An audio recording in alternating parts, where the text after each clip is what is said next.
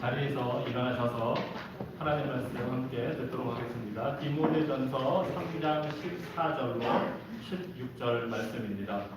내가 속히 네게 가기를 바라나 이것을 네게 쓰는 것은 만일 내가 지체하면 너로 하여금 하나님의 집에서 어떻게 행해야 할지를 알게 하려 함이니 이 집은 살아계신 하나님의 교회요 진리의 기둥과 터니라.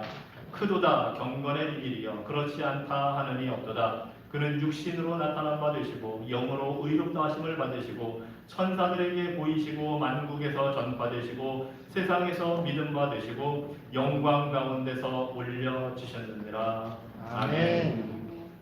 진리의 하나님, 우리에게 생명의 말씀을 주시니 감사합니다. 이 시간 우리의 마음밭에 생명의 말씀의 씨앗이 뿌려지게 하시고 심겨지게 하시고 자라게 하셔서 열매 맺을 수 있도록 우리를 성령께서 다스려 주시옵소서. 아멘. 예수 그리스도 이름으로 기도합니다. 아멘. 자리에 앉으시기 바랍니다. 오늘날 많은 자칭 그리스도인들이 교회를 생각할 때에 교회를 선택사항처럼 여기는 경향이 있습니다. 왜 굳이 주일마다 아침에 모여서 예배를 드려야 하는가? 내가 좋아하는 목사님의 최신 설교를 집에서 온라인으로 보면서 예배 드리면 되지 않을까 생각하는 경향이 많이 있습니다. 한번 우리가 생각해 볼 필요가 있습니다. 과연 그렇게 하는 것이 정말 하나님께서 의도하신 교회의 모습일까 하는 것입니다.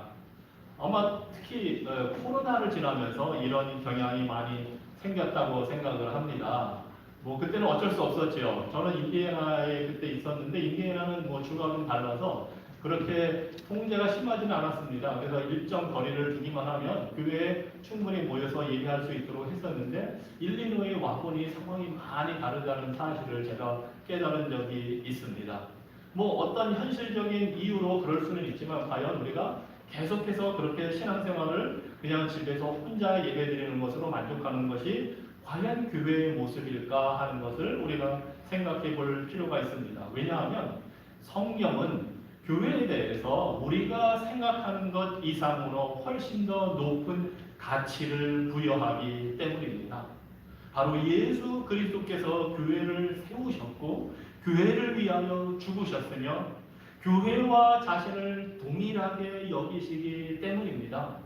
예수님은 교인들을 핍박하고 잡아 죽이러 다니는 바울을 그전에는 사울이라는 이름이었는데 사울을 만나서 물어보실 때에 네가 왜 교회를 핍박하느냐 하지 않으셨습니다. 네가 왜 나를 핍박하느냐 하셨습니다.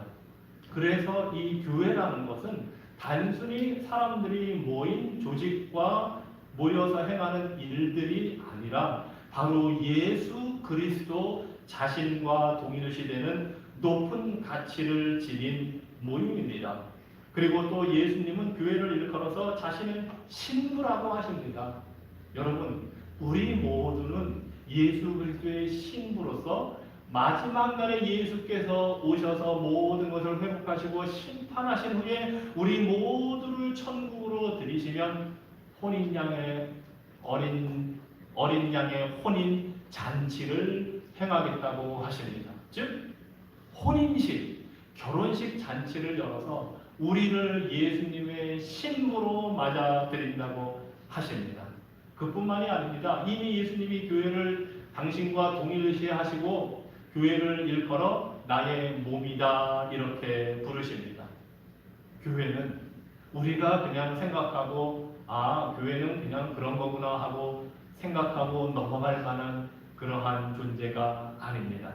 그리고 오늘 본문 디모데전서 3장 14절로 16절 역시 하나님께서 교회를 어떻게 생각하시는지를 보여줍니다. 하나님은 교회에 높은 가치를 두셨습니다. 자, 우리가 디모데전서 3장 1절로 13절을 통해서 하나님께서 교회에 주신 선물로서의 장로와 집사 두 직분을 살펴보았습니다. 오늘은 갑자기 사도 바울이 디모데에게 장로와 집사를 뽑아라 하고 그냥 생각이 나서 보낸 것이 아닙니다. 사실은 디모데가 지금 가 있는 에베소 교회의 형편을 보고 그 에베소 교회가 어떻게 하면 하나님이 세우신 가치 있는 역할을 할지 생각을 하면서 이 편지를 쓴 것입니다. 그래서 사실은 사도 바울이 전도 여행을 하면서 에베소 지역에 교회를 세우고 그곳에서 3년이나 사역을 하고 장로들까지 세운 후에 신신당부하고 떠났는데 약 30년이 지난 후에 이야기를 들어보니 에베소 교회에 많은 문제가 생겼다는 사실을 알게 되었습니다. 거짓 교사들, 거짓 선지자들이 들어와서 거짓된 것을 가르치고 그러다 보니 교회 질서가 깨지고 심지어 교회 리더들 중에 하나님의 말씀과 반대되는 것을 가르치는 사람들도 생겨나고 그러다 보니 교회가 막 무질서하게 예배를 드리고 여성들이 가르치는 역할을 막 맡아서 하고 이런 옳지 못한 현상이 막 나타나는 것을 보고 싶어서 지금 사도 바울이 디모데에게 편지를 쓰고 있는 겁니다. 교회란 이런 곳이다. 그리고 교회는 이런 지도자를 세워야 한다고 보내면서 이 지금 오늘 읽은 9절의 말씀을 쓰고 있습니다. 그러면서 14절에 보니까 내가 속히 너한테 가기를 원한다. 하지만 환경과 형편이 되지 않아서 일단은 내가 먼저 편지를 쓴다 하고 이 당부의 말씀을 보냅니다.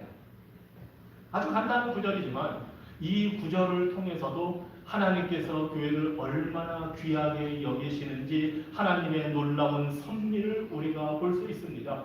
에베소 교회에 일어난 그 문제를 해결하기 위해서 사도 바울은 직접 가고 싶었습니다. 하지만 형편이 되지 않았습니다. 그래서 이 편지를 보냅니다.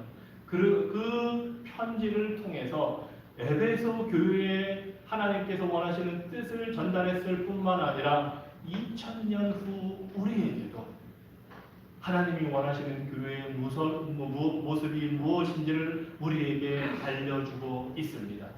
만약에 사도 바울이 에베소 교회를 직접 갔다면 편지 쓸 필요는 없었을 것입니다. 그렇다면 이 귀한 가르침이 우리에게 남아있지 않을 것입니다.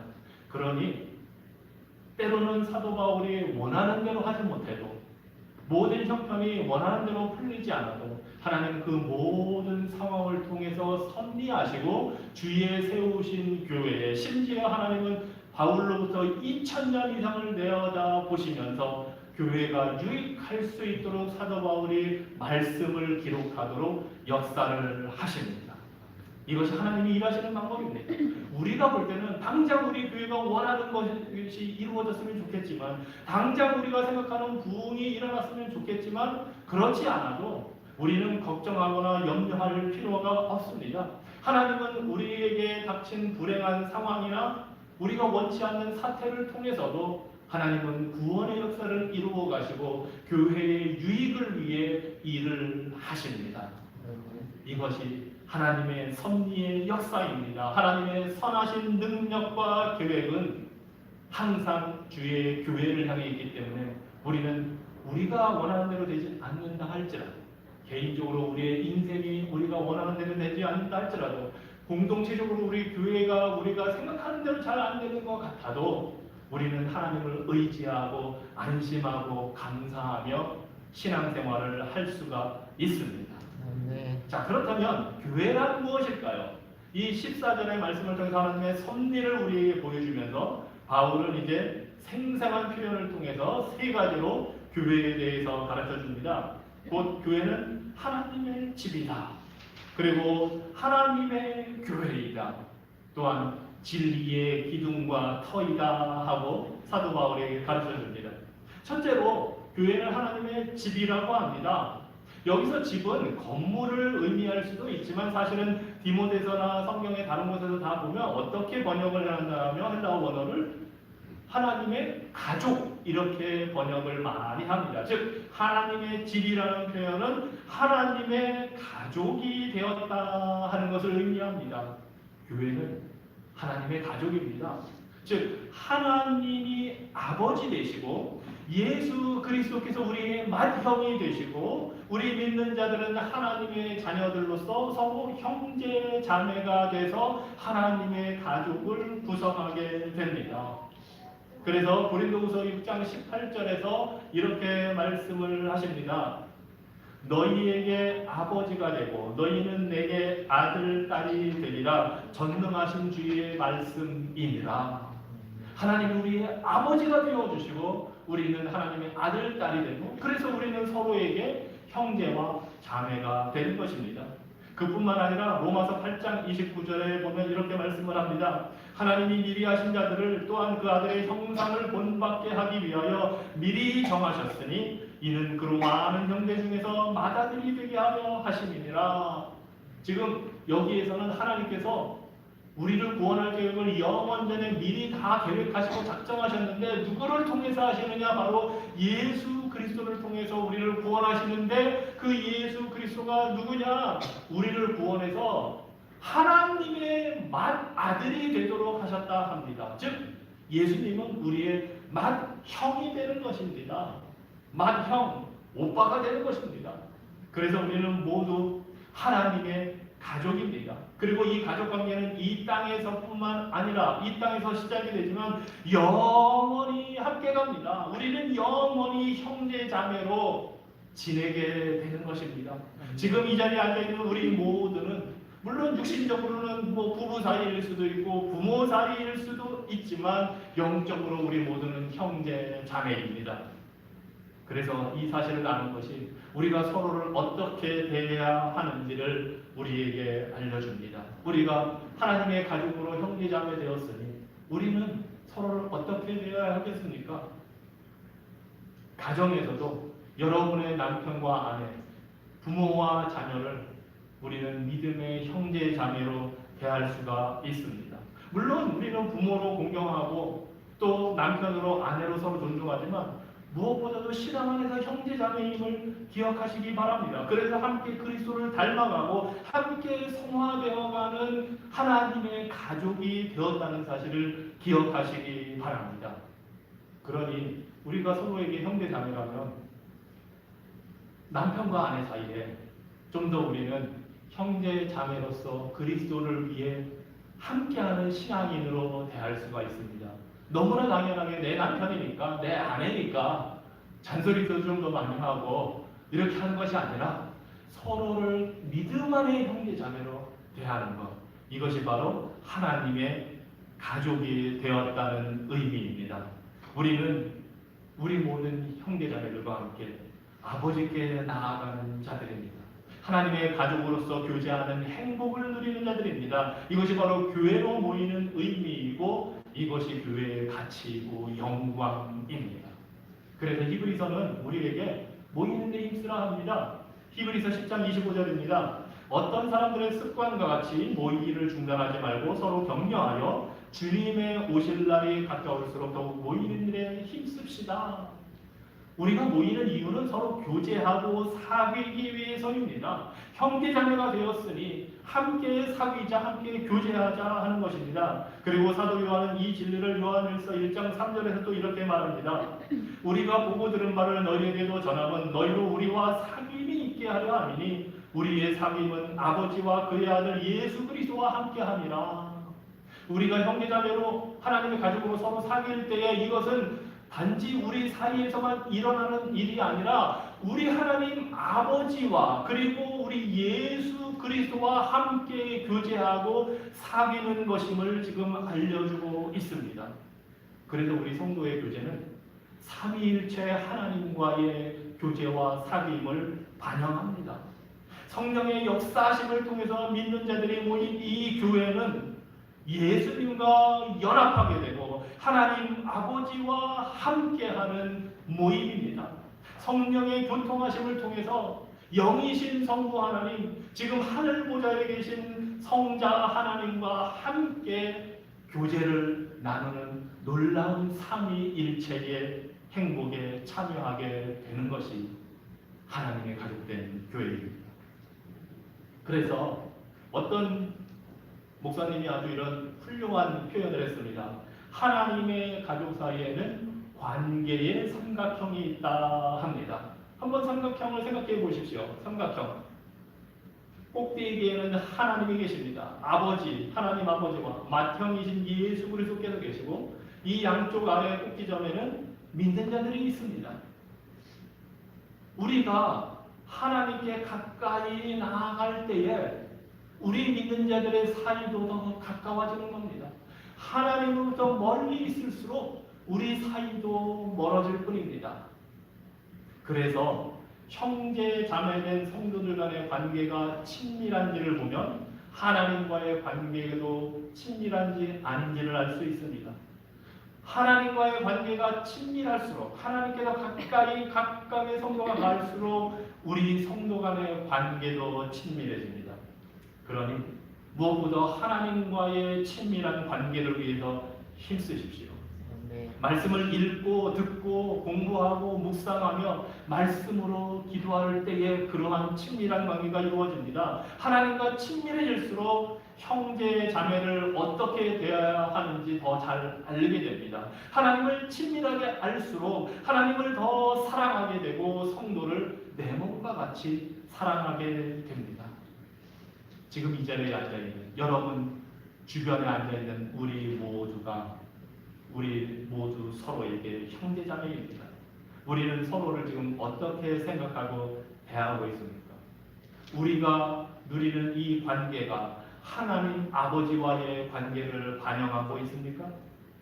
예수 그리스도의 복음의 능력을 통해서 하나님과의 관계가 바로 되고 친밀하게 된 사람은 성도들과의 관계에서도 이 복음의 능력으로 친밀한 사귐을 가질 수가 있습니다.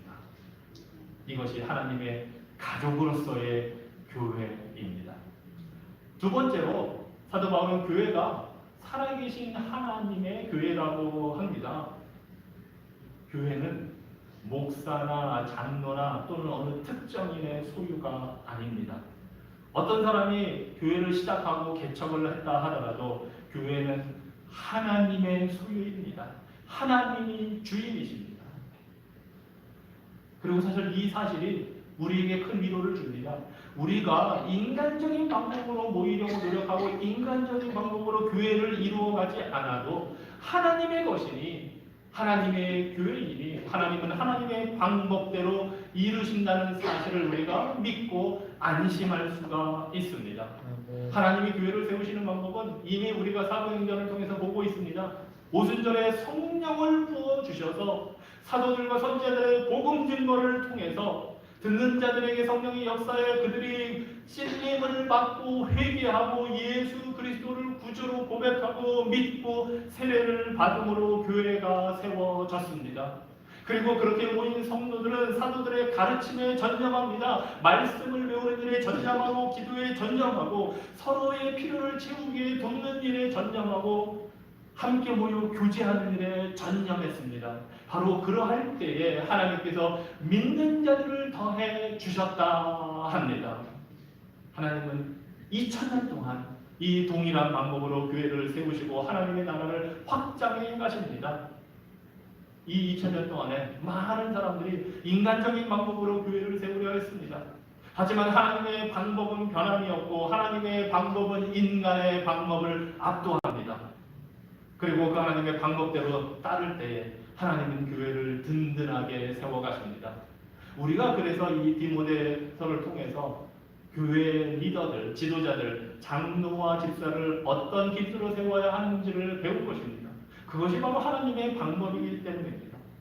자, 그런데 바울은 단순히 이 교회가 하나님의 교회다 말하지 않고 바로 살아계신 하나님의 교회다 합니다.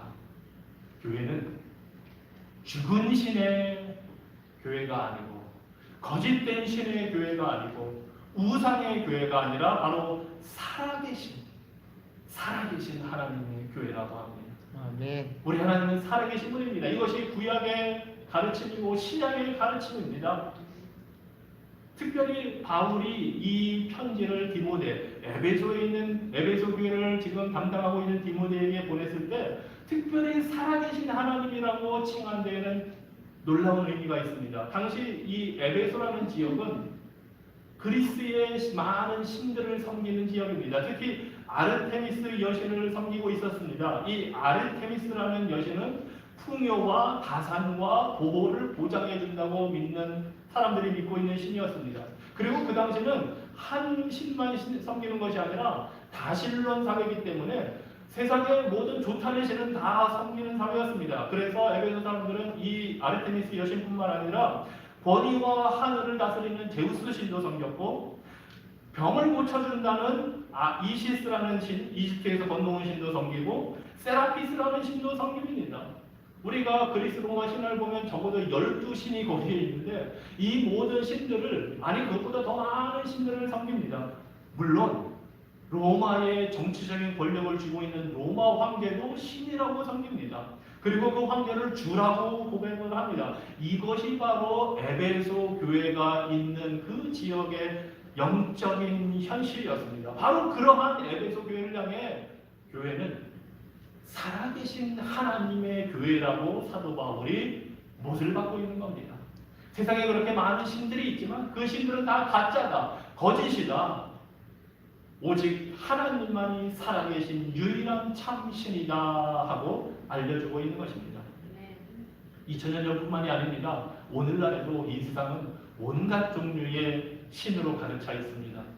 힌두교를 봐도 그렇고 거기서는 상상 가능한 모든 것이 신입니다. 얼마나 많은 숫자의 신이 있는지도 모를 정도입니다.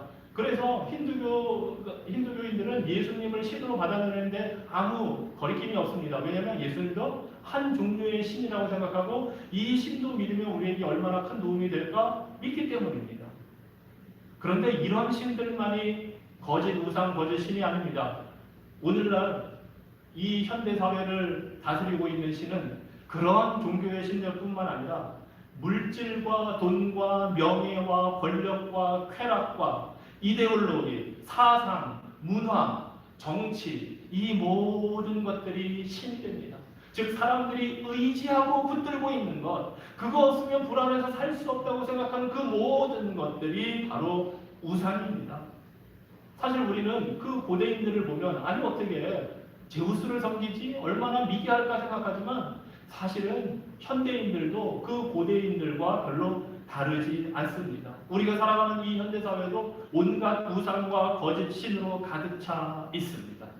하지만 교회는 바로 이 살아계신 하나님이 만드시고 소유하고 다스리시는 특별히 구별된 존재입니다.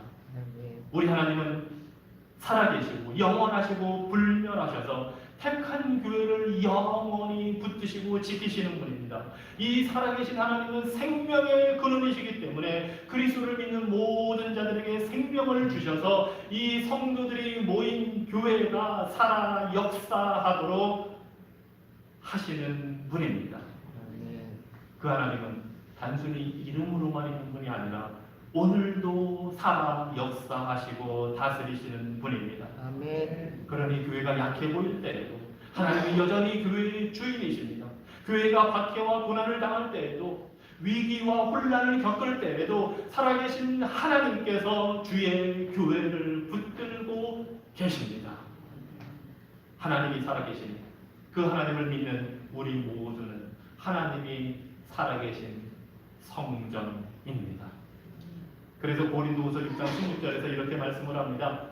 우리는 살아계신 하나님의 성전이라 이와 같이 하나님께서 이르시되 내가 그들 가운데 거하며 두루 행하여 나는 그들의 하나님이 되고 그들은 나의 백성이 되리라. 이 세상에 이렇게 이야기하는 신이 어디 있습니까? 오직 하나님만이 이렇게 말씀하십니다. 나는 너희들의 하나님이 되겠다. 너희는 나의 백성이다. 너희는 나의 자녀다. 우리가 하나님의 교회가 되었다는 사실이 놀랍지 않습니까? 살아계신 하나님이 우리의 하나님이라는 사실이 놀랍지 않습니까? 하나님은 우리 가운데 두루두루 다니며 두루 행하여 우리를 돌보시고 인도하고 보호하십니다. 마치 하나님께서 첫사람 아담과 하와를 만드시고 그 에덴 동산을 거니시면서 그들과 대화를 나누신 것처럼 오늘도 하나님은 우리 가운데 임재하십니다. 아멘. 우리는 지금 성령 안에서 하나님이 거하시는 처소, 성전이 된 것입니다. 아멘. 하나님이 우리 안에 거하시기 때문에 우리가 모일 때 살아계신 하나님의 교회가 되는 것입니다. 아멘. 이것이 바로 주일마다 우리가 모이는 위대한 비밀이고 영광입니다. 우리 모두는 하나님이 거하시는 자들이며 그로 인해 살아계신 하나님의 역동적인 모임이 되는 것입니다. 그래서 혼자 하나님의 말씀을 듣는 것도 좋은 일이고 혼자 찬양하는 것도 좋은 일이지만 더더욱 모여서 함께 하나님을 찬양하고 함께 하나님의 말씀을 듣는 것, 이것이 더욱 좋은 일입니다. 우리가 다른 성도들과 하나님께서 내주하시는 다른 성도들과 함께 할 때에 우리가 말씀을 듣는 힘이 더 강해지고 하나님을 찬양하는 능력이 더 강해집니다. 그래서 초대교회 성도들이 살아계신 하나님의 교회로 모여서 함께 하나님을 찬미하고 예배하고 성도들과 교제하며 담대하게 복음을 전할 때에 그 교회가 부흥이 되었습니다. 온라인 예배로는 안 됩니다. 살아계신 하나님이 내주하시는 사람들은 진짜가 필요합니다. 그 살아계신 하나님의 성전된 사람들과 정기적으로 모여야 합니다. 주일 예배, 성경 공부, 기도 모임, 이 모든 것들이 바로 살아계신 하나님의 백성들의 모임입니다. 우리 주변에 보면 과거에 교회를 다니지 않는 사람들이 많이 있습니다. 특히 코로나 시대 이후로 교회를 떠나간 사람들, 그래서 가나안 성도라고 합니다. 이 가나안을 거꾸로 읽으면 안 나가입니다. 그래서 이제 교회를 안 나가고 집에서만 있는, 교회를 예수님을 믿는다고는 하지만 교회 공동체에는 출석하지 않는 사람들을 줄여서 그냥 그렇게 가나안 성도라고 합니다. 물론 그렇게 된 데는 이유가 다 있습니다. 목회자와 갈등을 겪기도 하고 교회 제도에 대한 불신도 생기고 재정 문제가 있을 때, 권위주의의 문제가 있을 때, 교회가 세속화될 때에 교회를 떠난 사람들이 있습니다. 또 교회 내에서 인간관계 속에서 상처를 받거나 어려움을 겪은 후에 교회 출석을 하지 않는 사람들도 있습니다. 더군다나 이 현대사회가 점점 더 개인주의화가 되고 온라인 예배가 확산이 되면서 나 혼자도 믿음 생활할 수 있다는 그러한 생각이 점점 더 퍼졌습니다. 하지만 성경은 교회를 떠난 혼자만의 신앙생활이라는 것을 알지 못합니다. 문제 때문에, 상처 때문에, 어떠한 이유로든 교회로 모이지 않으면 참된 신앙이라 하기가 어렵습니다. 여러분, 하나님의 은혜와 복음의 능력은 우리가 해결할 수 없는 문제들을 해결하셨습니다. 우리가 해결할 수 없는 죄의 문제를 은혜와 능력으로 해결해 주셨습니다. 그래서 우리가 예수님을 믿고 죄 용서를 받고 하나님의 자녀가 되었습니다. 그런데 우리가 해결 못하는 죄 문제를 해결해 주신 하나님이 우리가 겪은 상처와 어려움의 문제를 왜 해결해 주지 못하시겠습니까? 왜 상처 때문에, 문제 때문에 더 이상 나는 교회를 나가지 않는다 하십니까? 우리의 죄의 문제를 해결해 주셨는데 그 하나님을 믿는다면 우리가 겪은 상처의 문제, 그게 어떤 형태의 상처이든 목사로부터 교인으로부터 받은 상처이든 왜 하나님이 그 문제를 해결해 주지 못하시겠습니까? 그러니 죄 용서하시는 하나님의 능력을 믿는다면 우리의 문제를 해결해 주시고 치유하시고 회복하실 수 있는 그 하나님의 은혜도 믿으십시오. 아멘. 하나님이 은혜를 주시는 수단은 말씀과 기도와 성례식과 교제입니다. 그러니 주변에 교회를 떠난 사람들이 있다면 기도하면서 권면하십시오. 복음을 다시 전해주십시오. 그래서 살아계신 하나님의 교회로 모이도록 인도하십시오. 상처 때문에 교회 나오지 못한다는 것이 우리는 하나님 앞에서 정당한 핑계가 되지 못한다는 사실을 솔직하게 알려주십시오. 하나님은 타락한 중세교회에 개혁을 일으켜서 새롭게 하신 살아계신 능력의 하나님이십니다. 1000년 이상을 타락하고 썩은 그 중세교회에 마틴 루터를 통해서 위대한 개혁자들을 통해서 교회를 개혁하셨고 갱신하게 하셨고 부흥을 이루어 주셨습니다. 하나님은 2000년 전이나 오늘이나 살아계신 능력의 하나님이십니다. 우리는 지금 잘 모를 수도 있지만 사실 지난 30-40년 세대 동안에도 미국의 수많은 신실한 믿음의 종들을 통해 강해 설교를 통해서 미국뿐만 아니라 전 세계에 말씀 중심의 교회들이 세워지도록 하나님은 역사하셨습니다. 그리고 지금도 그렇게 역사하고 계십니다. 그 말씀 중심의 강해 설교로 하나님을 높이는 예배, 그리스도 중심의 설교, 성령님의 인도를 따르는 교회가 전 세계적으로, 전 지구적으로 세워지고 확산이 되고 있습니다. 지금도 하나님은 말씀과 영으로 구원하시고 치유하시고 회복하십니다. 아멘. 자, 셋째로 교회는 진리의 기둥과 터라고 사도 바울이 말합니다. 이 사실에 대해서 존 칼빈이 이렇게 말합니다. 위대한 종교개혁가 존 칼빈이 교회가 진리의 기둥과 터라고 할 때는 이는 결코 보통의 존귀함이 아니다. 그보다 더 높은 표현이 어디 있겠는가? 기둥, 터, 다 건물을 지을 때 필요한 겁니다. 기초가 되는 터는 건물을 위해 반드시 필요하고, 기초가 튼튼해야 건물도 튼튼하고, 또 기둥이 잘 세워져 있어야 건물이 잘 올라가고 그 아름다움을 나타냅니다. 교회는 바로 진리의 든든한 반석이 됨을 지금 말하고 있는 것입니다. 교회라는 건물을 유지하고 하나님의 나라를 세워가는 기둥의 역할을 하는 것이 바로 교회라고 합니다. 사실 바울이 이 편지를 쓸 때 에베소에는 이 에베소 사람들이 주된 신으로 섬기는 아르테미스 여신의 신전이 있었습니다. 길이가 약 115m이고 폭이 약 55m이고 높이가 18m 되는 축구장보다도 더 큰 그러한 신전입니다. 기둥만 해도 127개가 화려하게 조각되고 장식되어 있어서 당시로서는 전 세계에서 가장 큰 신전이었고 에베소 사람들의 자부심의 표현이었습니다. 그런데 사도 바울이 이 편지를 쓸 때 에베소 교회는 그런 건물조차 없었습니다.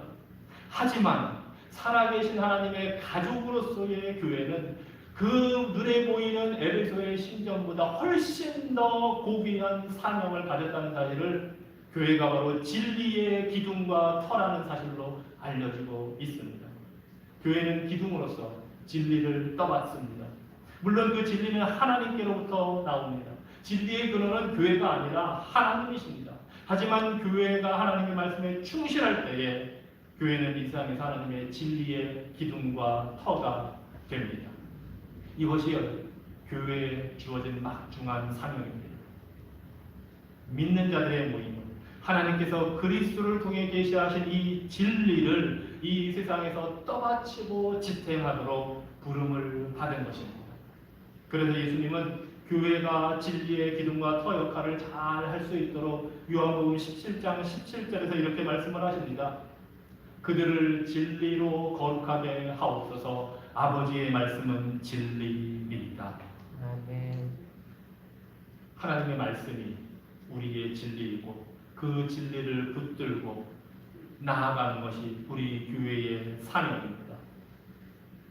그렇다면 이 진리가 무엇인지 사도 바울이 16절에서 그 진리의 내용을 아주 간략하게 요약해서 6가지 내용을 우리에게 알려줍니다. 이것은 단지 도덕적으로 올바로 살아라, 정치적으로, 경제적으로, 문화적으로 어떤 역할을 하라 하고 기준을 제시하는 것이 아닙니다. 그 모든 것도 진리의 한 내용이지만 사도 바울이 교회가 붙들어야 하는 진리라고 알려주는 것은 바로 예수 그리스도에 대한 진리입니다. 그래서 사도 바울이 이 놀라운 진리, 크고 경건의 비밀이 되는 이 진리에 대해서 6가지로 이렇게 이야기를 합니다. 그는 육신으로 나타난 바 되시고 영으로 의롭다 하심을 받으시고 천사들에게 보이시고 만국에서 전파되시고 세상에서 믿음 받으시고 영광 가운데서 올려지셨느니라. 아멘. 예수님의 전 생애를, 예수님께서 하신 일을, 예수님께서 이루신 업적을 간략하게 지금 표현합니다. 첫 번째 쌍은 예수님께서 육신으로 나타나셨고 성령으로 의롭다 하심을 받으셨다 합니다. 즉 예수님이 인간이실 뿐만 아니라 하나님이심을, 예수님의 인성과 신성을 보여줍니다. 하나님께서 하나님의 아들이 인간이 되어 동정녀의 몸으로 태어나신 그 육신이 되신 사실, 하지만 그분은 죄가 없으신 분이고 하나님의 아들이실 뿐만 아니라 성령의 이끌림을 받아 모든 일을 이루신 의인이실 뿐만 아니라 마침내 십자가에서 죽으셨을 때에 성령께서 예수님을 살려주심으로 의로운 분임을 선포한 그런 분입니다. 두 번째 쌍은 예수님께서 어떻게 증거가 되셨는지를 보여줍니다. 예수님은 천사들에게 보이셨고 만국 가운데 전파되셨습니다. 천사들은 처음부터 끝까지 예수님이 하시는 모든 것을 같이 하면서 예수님이 어떤 분인지를 증거했습니다.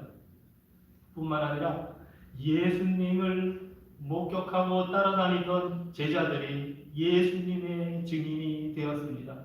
구약의 선지자들이 오실 예수님을 증거했고 신약의 모든 사도들과 선지자들이 예수님을 증거했습니다. 그래서 예수님은 예루살렘과 온 유대와 사마리아와 땅끝까지 이르러 다 알려지게 된 그런 분입니다.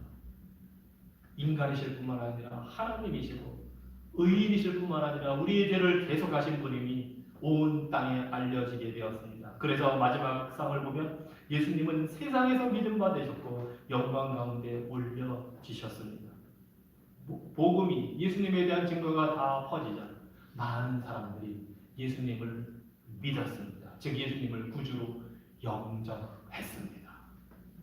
예수님을 영접할 때 하늘도 예수님을 왕으로 인정하고 영접했습니다.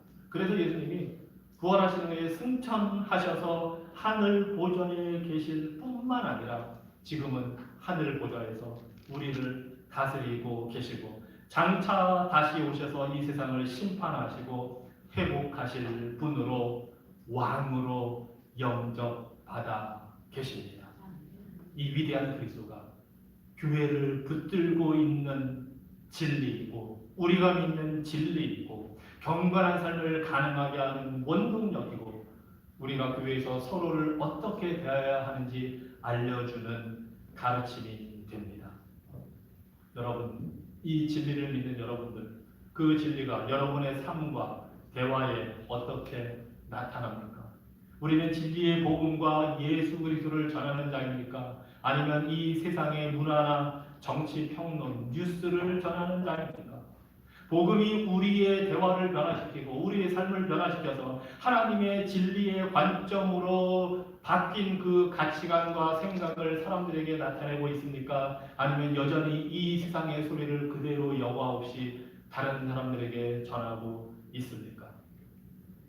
기억하십시오. 우리는 하나님의 가족이요 살아계신 하나님의 교회이며 그리스도의 진리를 위한 기둥과 터로 세움을 받았습니다.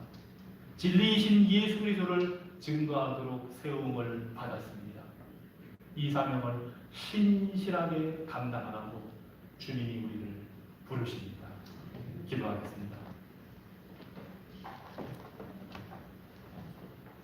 위대하신 하늘 하나님께서 친히 우리의 구원자가 되어주시고 예수 그리스도를 통해서 우리를 하나님의 자녀로 아들, 딸로 입양해 주심으로 우리가 하나님의 가족이 되게 하신 이 놀라운 사실을 인하여 감사를 드립니다. 그 하나님은 살아계신 하나님이시고 오늘날에도 주의 교회를 위하여 주의 뜻을 이루시는 살아계신 분임을 우리가 믿습니다. 또한 그 하나님께서 진리 되신 예수 그리스도를 우리의 구원자요 왕으로 보내어 주셔서 우리가 예수 그리스도를 믿음으로 영생을 얻을 뿐만 아니라 이제는 하나님 나라의 백성으로 신실하게 살도록 진리의 터와 기둥되도록 삼아주신 그 놀라운 은혜를 인하여 감사를 드립니다. 우리 교회가 이 놀라운 은혜를 충성스럽게 감당할 수 있도록 우리를 보호하여 주시고 다스려 주시고 인도하여 주시옵소서. 예수 그리스도 이름으로 기도합니다. 아멘. 자리에서 일어나셔서 창문과 210장 함께 청하십니다.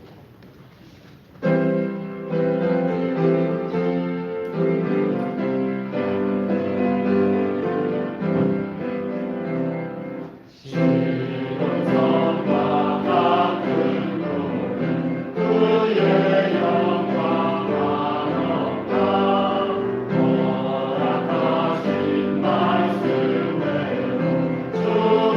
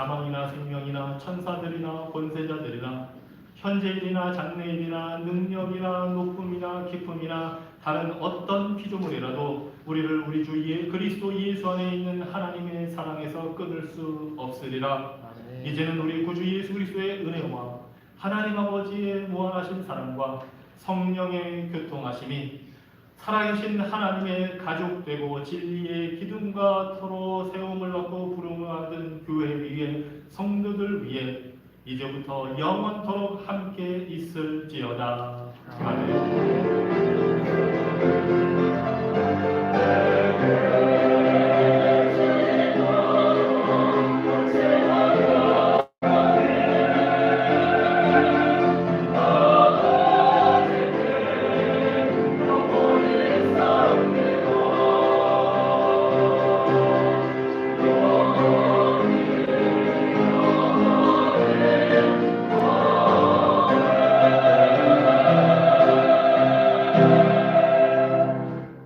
자리에 앉아주시기 바랍니다.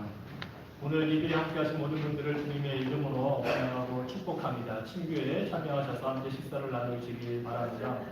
어제 있었던 선교 후원 바자회가 은혜 가운데 잘 마쳤습니다. 그리고 우리 여수교회와 히스패닉 교회와 함께 세 교회가 했고 약 1,700달러 정도의 수익을 거둬서 이제 그 히스패닉 교회의 마르코스 목사님의 고향에 있는 교회로 이 전체 금액을 보낼 예정입니다. 함께 이 행사를 위해서 기부해 주시고 또 봉사해 주시고 섬긴 분들께 감사를 드립니다. 그리고 또 광고 계속 하는 대로 시카고 장로선거단 정기 연주회가 10월 12일 주일 저녁 6시에 레이큐 언약교회에서 있습니다. 함께 참여하셔서 동참해 주시고 은혜를 나누시기 바랍니다. 그리고 우리와 함께 그동안 약 2달은 채 안 되었지만 함께 할 수 있었던 우리 한국에서 오신 민영주 선생님이 오늘이 이제 마지막 우리와의 만나면 이제 한국으로 돌아가시게 됩니다. 제 생각 같아서는 매년마다 이렇게 오셔도 언제든지 환영입니다, 선생님. 그러니까 건강하시는 있는 대로 또 이렇게 오셔서 좋은 시간 가지시고 또 우리와 함께 만날 수 있었으면 좋겠습니다. 우리 친교를 위해서 함께 기도하도록 하겠습니다. 하나님 감사합니다. 우리가 예수 그리스도 안에서 믿음의 한 형제자매로 주님을 섬기게 해주셔서 감사합니다. 또 그동안 이렇게 우리 민영주 선생님과 함께 우리가 만날 수 있게 해주셔서 감사합니다. 한국에서 이렇게 미국으로 여행을 오셔서 약 2달간 이곳에서 건강하게 잘 지내다가 이제 한국으로 돌아가시게 됩니다. 하나님, 우리 민영주 선생님 이곳에서 가진 좋은 추억으로 또 한국에서도 그 삶이 행복하고 아름다운 삶이 될 수 있도록 하나님께서 축복하여 주시되 무엇보다도 우리 민영주 선생님이 예수 그리스도의 복음의 그 은혜를 깨닫고 예수 그리스도를 믿음으로 구원 얻어 예수님을 구주로 섬기는 하나님의 자녀가 될 수 있도록 하나님 축복하여 주시옵소서. 돌아가는 길도 하나님께서 그 모든 항공편 안전과 건강을 지켜주시고 한국에서 우리 주님의 신실한 믿음의 사람들을 만나고 또 그들과 교제하는 가운데 복음의 능력과 은혜를 힘입어 살 수 있도록 민영주 선생님과 그 가정을 하나님 축복하여 주시옵소서. 하나님, 오늘도 우리에게 주신 이 은혜를 감사드리며 또 함께 친교의 식사를 나눕니다. 이 음식을 통해서 우리의 육신이 강건케 하시고 또 교제를 통해서 우리가 풍성한 하나님의 은혜를 서로 나누는 복된 시간 되게 하여 주시고 또 이 친교를 위해 준비하고 제공한 귀한 손길들 하나님께서 기억하시고 하늘의 상급으로 갚아 주시옵소서. 예수 그리스도 이름으로 기도합니다. 아멘.